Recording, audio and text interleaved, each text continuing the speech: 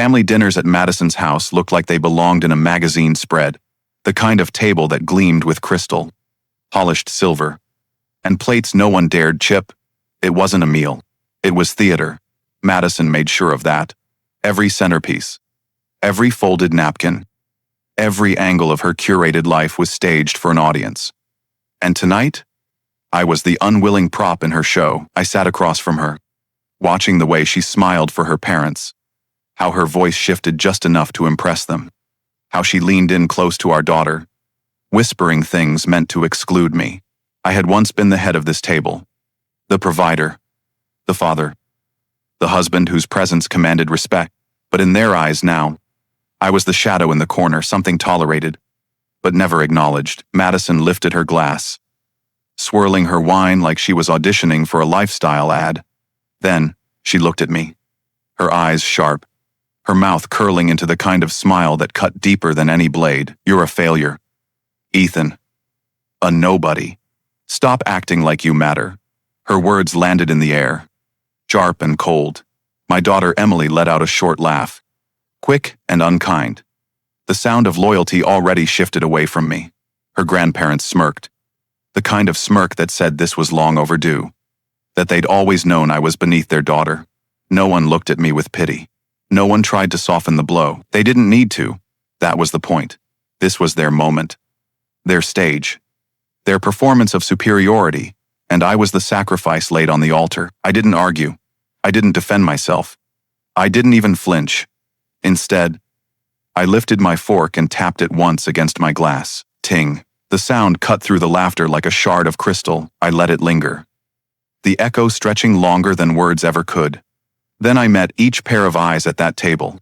Madison's parents, full of smug satisfaction. Emily, who avoided my gaze but couldn't hide her amusement. And finally, Madison herself, radiant in her cruelty, glowing in her false victory. Inside, I was calmer than I had ever been, because while they thought they were watching me unravel, what they were really seeing was the curtain rising. In that silence, I made a promise, not to them, to myself. 3 sentences. I whispered in my mind. That's all it will take to end this charade. I didn't need to shout. I didn't need to strike the table or beg for respect. Words, delivered at the right moment, were sharper than knives, louder than thunder, heavier than judgment, and I had been waiting, quietly and patiently, for the moment when those words would tear through the fabric of their lies. But tonight wasn't that moment. Tonight was the setup, the final act of their performance before the script flipped. So I sat there, letting them laugh, letting them sneer, letting Madison glow in her triumph. I let them believe their stage was safe, that their image was unshakable, that I was exactly what she had named me, a nobody. What they didn't realize was that nobodies can watch without being noticed.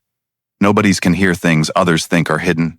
Nobodies can move in the shadows until the time is right to step into the light. I had been humiliated, erased, pushed to the side. But humiliation is fuel if you know how to use it. And erasure is power if you know how to write your own name back into the story. That night, as their laughter rang in my ears, I felt no rage, only focus. Because I knew something they didn't. This wasn't the end of my story. It was the beginning of theirs unraveling. And when the time came, I would rise from this table, not as the broken man they thought they had crushed, but as the man who had been sharpening his blade in silence. 3 sentences. That was the vow, the weapon, the promise. And when those sentences came, no amount of crystal, silver, or staged perfection would protect them from the truth. The basement was never meant to be lived in. Bare concrete walls, a single bulb that buzzed more than it shined, and a mattress so thin it felt like punishment. Madison didn't offer me that space out of kindness. She offered it out of control. Basement. My rules, she had said flatly when I showed up with nowhere else to go. No warmth. No welcome. Just terms. She thought she had shoved me into shadows, tucked me away like a forgotten box of old clothes. She thought she had won, that I'd finally accepted my place beneath her. But shadows don't just swallow you. They can also hide you. And in hiding, you can see things no one expects you to. So I played my part, quiet, Invisible. A ghost slipping in and out of her perfect house. She wanted me silent. I gave her silence. But silence is not surrender. Silence is storage. Silence is strategy. At first, the hours dragged in that basement. The radiator was dead. The air damp and cold.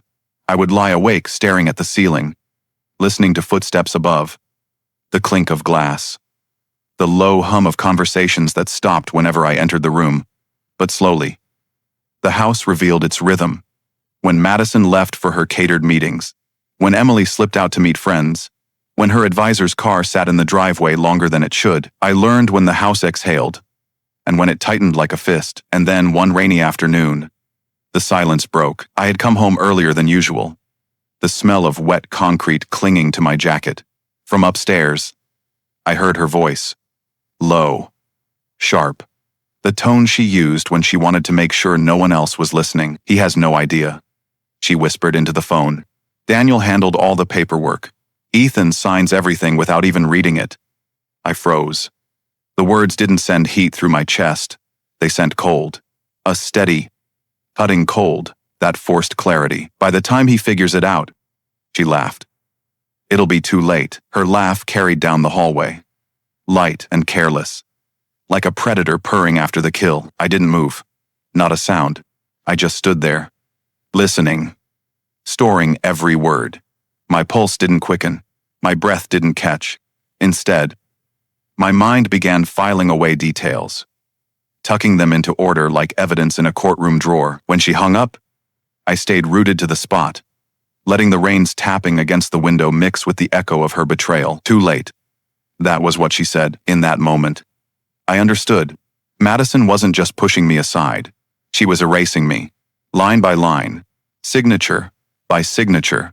She had turned me into a ghost in my own life. And she thought the erasure was complete. I returned to the basement that night, not as a broken man, but as a soldier stepping onto his battlefield. The bulb above me flickered, throwing shadows across the walls. To her, that was my prison. To me, it had become my war room. I lay back on the thin mattress, her words replaying like a broken record. He signs everything without even reading it. Documents I'd skimmed. Papers she had pushed across the table with clipped instructions, account closures, agreements, transfers. I had signed them all in my days of defeat, and in doing so, I had let her build a paper trail to bury me alive. The chill that crawled through me wasn't from the damp air. It was the recognition of the truth. I hadn't just lost my marriage. I was being erased as a man, a father, a name. But the thing about erasure is this: even when the ink is wiped, the paper remembers the press of the pen. There are always traces, always shadows. That night, I made a vow. If Madison believed I was invisible, then invisibility would become my greatest weapon. I would not shout. I would not beg. I would not fight on her stage, under her spotlight. I would wait in the darkness she shoved me into, and I would let her believe I was gone. All while I studied her, listened to her, prepared for her. She had mistaken silence for weakness. But silence is only weakness in the hands of the defeated. In the hands of the patient, silence becomes a blade, and soon, she would feel just how sharp that silence could cut. The morning after I made my vow in the basement, I drove across town to a coffee shop that smelled of burnt espresso and stale muffins. It wasn't the place that mattered, it was the signal. I pulled out my phone and called the one man I knew wouldn't laugh at my story, Ryan Miller. We'd been friends since high school, back when life was simpler and trust came easy. He was the kind of guy who used to hotwire cars for fun and now got paid handsomely to break into systems for corporations. A cybersecurity consultant, the one man who understood that the digital world leaves scars even bleach can't erase. He picked up on the second ring. Ethan, haven't heard from you in a while. I need your help. I said flatly, I think my wife's erasing me. Ryan didn't laugh, didn't even question it. He just said, meet me tonight. Bring whatever you've got. That evening, he sat with me in the basement, his laptop casting a glow against the concrete walls. We started with the obvious: Madison's current devices, her work laptop, her personal one. They were spotless, too spotless. Every folder neatly arranged, every search history wiped, every trace bleached until it gleamed like a showroom floor. Ryan frowned. Over-cleaning is always a tell. Real life is messy. If it looks perfect, it's hiding something. He leaned back, thinking. Old devices, he muttered. People never throw them away. Too much hassle to wipe completely. That's when I remembered the attic. Madison hated clutter and refused to go up there, but I knew what was buried under the dust. 15 minutes later, we were carrying down a battered Dell laptop. Stickers peeling from the lid. The cord still wrapped in a frayed coil. Ryan treated it like a bomb. Plugged it in. Waited for the wheezing machine to cough itself back to life. The desktop was chaos files scattered like a teenager's room. Perfect. He dug through directories. Fingers flying. Then he stopped. Here. He opened a file labeled Ethan, Restraining Order, PDF. My stomach tightened. The letterhead looked official. Court seal. Legal formatting. My name stamped across the top. But Ryan zoomed in on the judge's signature. This guy retired 2 years ago, he said. And the case number's wrong. Sloppy. The truth hit me like cold steel. They hadn't just humiliated me. They were forging legal documents to bury me. We kept digging. In a folder marked MISC, Ryan uncovered another file. Ethan, messages. PDF. I opened it. And bile rose in my throat. Screenshots of text conversations. My number. My name. But the words were poison. Threats. Ugly sentences that could have had me locked up or stripped of custody in seconds. Ryan leaned closer. Eyes narrowing. See the seams. Font alignments off. And the timestamps don't match. These were generated here. On this machine. Using a message simulator. He pulled metadata. Grinning grimly. She cropped out the watermark. But not before it left fingerprints. I leaned back, forcing myself to breathe. Madison hadn't just tried to push me out. She had engineered a paper trail to criminalize me, but the worst wasn't the restraining order. It wasn't the fake texts. It was the money. Ryan uncovered email threads between Madison and her financial advisor, Daniel Price. The subject line was, Financial Strategy. Key is timing. Make Ethan look unstable to limit his rights. Shift the funds before he notices. Attached were transfer records. Line after line, showing our joint account being drained $350. 000 rerouted in neat. Quiet steps into shell accounts tied to Daniel. From there, straight into an offshore account. Ryan exhaled slowly. This isn't divorce tactics. This is fraud. I didn't smile. But in that moment, I could see the outline of a weapon forming, and then came the final cut. Buried in Madison's email archive was a thread with our daughter Emily. Dad doesn't need to know. Her reply was short. Casual. Like hiding things from me was a game, Madison answered. The less he knows, the easier this will be. I stared at the words until the screen blurred. Emily, my little girl who used to wait at the door for me, was now part of the machinery against me. Ryan glanced at me. Waiting. I didn't speak. I didn't need to. My silence told him everything. This wasn't just betrayal by a wife. It was a betrayal of blood. That night, I copied every file onto 3 drives. One for a lawyer, one for Ryan, one for a safety deposit box. As I slid the drives into my bag, I felt the shift. The basement wasn't a prison anymore. It was an armory. And I wasn't just surviving. I was sharpening my blade. The evidence was real. The betrayal was clear. And now, the war had officially begun.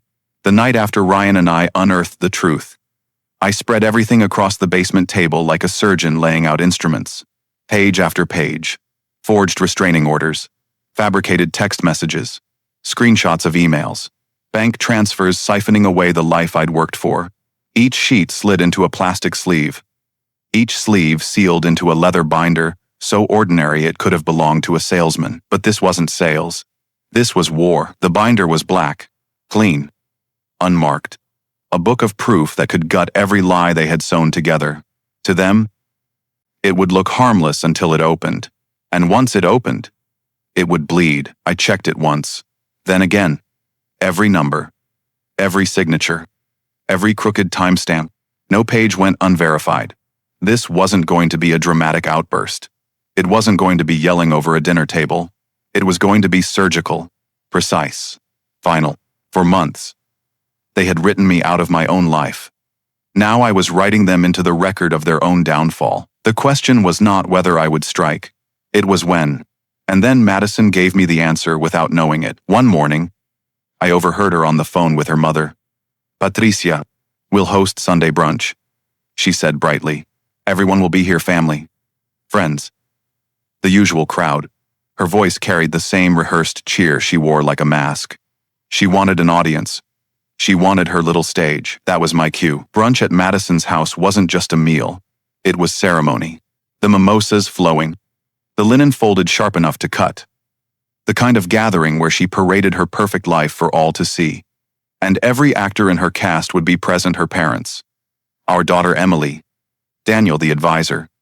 Even the smug fiancé she'd been grooming as her replacement son-in-law.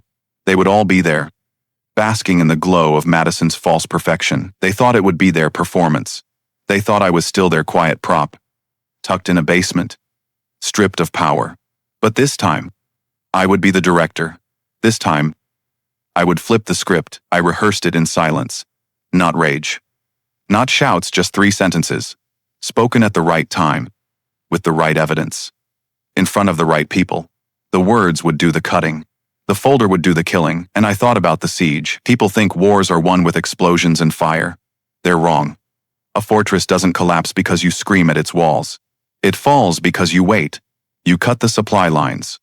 You let the enemy grow arrogant, leaning on their defenses until they believe they're untouchable. Then, when the weight of their own certainty rests against the cards they stack, you don't need to blow. You only need to pull. That was what this folder was, the pull. I could already picture it. Madison at the head of the table. Her practiced smile dazzling. Her voice sharp and superior. Her parents smirking at every jab she threw my way. Emily whispering secrets she thought I would never hear. Daniel, calm and calculating, believing his polished reputation would shield him, and me, silent until the moment came, until I tapped my fork against the glass, cut through their laughter, and dropped the first sentence like a stone in still water, then the second, then the third, 3 sentences, backed by 300 pages of evidence they could not erase. Not with all the bleach and lies in the world. I laid the binder flat on the basement table, ran my hand across the leather cover, and felt the weight of it. Not just paper, not just ink. This was my name stitched back together, my dignity bound in black, my proof that silence had not been surrender, it had been preparation. Upstairs, I could hear Madison moving around, her heels clicking across the hardwood, rehearsing her little performance for Sunday. She thought she was preparing a stage. What she didn't know was that she was setting the scene for her own undoing. The binder sat ready. My words were chosen. The audience was already invited, and for the first time in months, I slept soundly, because I knew when the curtain rose on Sunday, it wouldn't be Madison's performance that the room remembered. It would be her final act. Sunday arrived with the smell of coffee and cinnamon rolls drifting through the house. Sunlight poured through tall windows, catching the crystal glasses already arranged with Madison's obsessive care. Her parents were there, seated with their polished smiles. Emily whispered at her side, leaning in as if I no longer existed. Daniel sat close enough to show loyalty, but not close enough to seem obvious. Every detail rehearsed, every angle staged. For a while, I let them have their show. Laughter bubbled. Small jabs slipped into conversation, each one meant to remind me of my place. I wore the same mask I had worn for months, quiet, polite, the ghost at the table, and they believed it until Madison leaned back in her chair, lifted her glass, and let the poison fall from her tongue. "You're nothing. Ethan, stop pretending otherwise." The laughter that followed was warm for them, cold for me. Patricia smirked into her napkin. Emily grinned as though cruelty were a family tradition.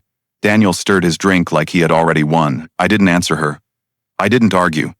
I simply lifted my fork and tapped it once against my glass. Ting. The sound sang through the room. Every eye turned toward me. Silence stretched, long enough for their confidence to waver. Then I spoke. "I'm not broke on information anymore." The words fell like a stone into water, small at first, then rippling outward. Patricia's smirk faltered. Emily shifted in her seat. Madison tilted her head, forcing a laugh that didn't sound like laughter at all. I didn't look away. I let the silence breathe. then added the second cut. When the data speaks. Lies D. Madison's smile froze. The glass in her hand trembled just slightly. Daniel's eyes narrowed. Measuring the shift. Across the table. George cleared his throat as though he could swallow the tension whole. But the words had already settled. Heavy as iron. And then the third sentence. The blade. Daniel. I like the way you write emails. His fork paused in midair. For a fraction of a second. He didn't move. Then, carefully, he set it down. Madison's head snapped toward him. A flicker of panic flashing across her polished composure. Emily frowned. Sensing the undercurrent without understanding it, I reached under the table, lifted the black folder, and placed it gently in the center. The leather creaked as I slid it forward. The sound louder than any outburst. Go ahead, I said softly. Turn the page. No one moved. Madison's hand hovered near her glass, but never reached for the folder. So I opened it myself. First came the forged restraining order, stamped with the name of a judge who had retired years ago. Then the fabricated text messages, metadata linking them back to Madison's laptop. Next, the email thread between Madison and Daniel, spelling out step by step how to strip me of rights, cut me out legally, bury me alive under paperwork. Finally, the bank transfers every dollar siphoned from our joint account into Daniel's shell corporation, then funneled offshore into the Caymans. I didn't raise my voice. I didn't pound the table.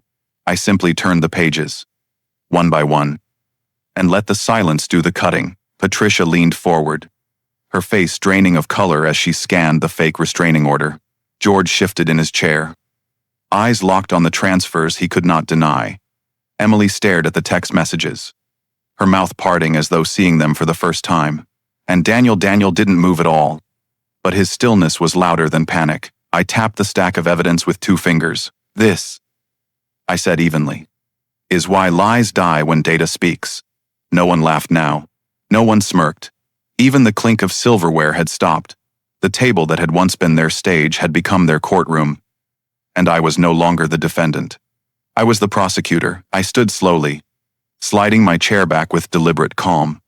My jacket brushed against my side as I straightened, and I let my eyes sweep the table one last time. They had believed I was nothing, invisible, a man erased, but as I walked toward the door, the black folder still bleeding across their perfect brunch table, the truth was undeniable. I wasn't the ghost anymore. I was the verdict. By the time I reached my car, the whispers had already started. One glance at my phone and the screen lit up with messages from numbers I hadn't seen in years. Some short, "What happened at brunch?" Others longer, dripping with half-formed rumors. Each one spreading faster than Madison could control. Someone at the table had rushed to social media before the plates were cleared. The posts were deleted within hours. But the damage was done. Whispers travel farther than shouts when people sense blood in the water. Daniel Price's name appeared first. A business contact called me that same evening to say his firm was buzzing with questions, nervous glances, and talk of impropriety. In a city like ours, reputation is currency, and Daniel's currency was burning. Madison wasn't spared either. By Monday, the same friends who once fawned over her parties and paraded through her catered events were suddenly busy, distant, evasive. The polished image she had spent years crafting had cracked. And once cracks appear, everyone looks closer. But gossip wasn't enough. I hadn't spent months in shadows to settle for whispers. I wanted justice written in ink that could not be erased. That Monday morning, I sat across from attorney Grace Chen in her downtown office. Her reputation was legendary, relentless in court, surgical in preparation. Feared by anyone foolish enough to underestimate her, she flipped through the black folder page by page, her glasses low on her nose, her silence heavy. 10 minutes passed before she finally spoke. "Ethan, this isn't just divorce games. This is criminal. We're looking at forgery, wire fraud, conspiracy, possibly obstruction of justice." Her finger tapped the bank transfers, the Cayman Islands account glowing on the page like a neon sign. This alone could bring federal investigators to their doorstep, and when they come, they won't knock politely. I didn't smile. I didn't gloat. I only nodded. For months I had been cornered, humiliated, treated as a ghost in my own home. Now, For the first time, I had the power to put them in the light where no performance could protect them. Grace wasted no time. She drafted motions, lined up a forensic accountant to trace every cent, and filed for expedited discovery. That meant Madison and Daniel couldn't delay. They couldn't hide behind lawyers or polished excuses. They had to hand everything over emails, files, transfers before they had time to scrub the evidence. By Wednesday, subpoenas were served. Daniel received his in the middle of a client lunch. His smile froze as the envelope landed in front of him. By Thursday, Madison was caught in her office parking lot. Sunglasses big enough to hide her eyes but not the shame on her face. Her employees watched from the windows as she took the papers. In that moment, the queen of her stage looked small, cornered, stripped of her script, and I didn't have to be there. That was the point. The siege had worked. Their walls weren't torn down with rage, they had caved in under the weight of truth. Rumors hardened into facts. Friends turned into witnesses. Associates into liabilities. By the end of the week, the very circles that once adored them were whispering behind their backs, shaking their heads, stepping away as if scandal were contagious. The silence in my basement had been my prison, but in the end, it became their undoing. Because betrayal doesn't just break a man, it remakes him. Madison thought she buried me in shadows. Invisible. Forgotten. But the basement gave me something far more dangerous than anger. It gave me patience.